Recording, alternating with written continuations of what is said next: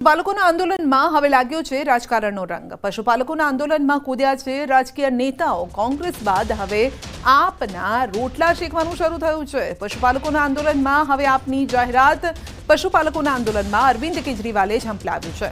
પ્રદેશ પ્રમુખ ઈસુદાન ગઢવીનું નિવેદન છે કે 23 જુલાઈએ મોડાસામાં મહાપંચાયત કરવાની છે। અરવિંદ કેજરીવાલની હાજરીમાં મહાપંચાયતનું આયોજન। પશુપાલકો પર કરેલા કેસો પરત ખેંચવામાં આવે। મૃતક અશોક ચૌધરીના પરિવારને 1 કરોડની સહાય આપવામાં આવે તેવી માંગ છે।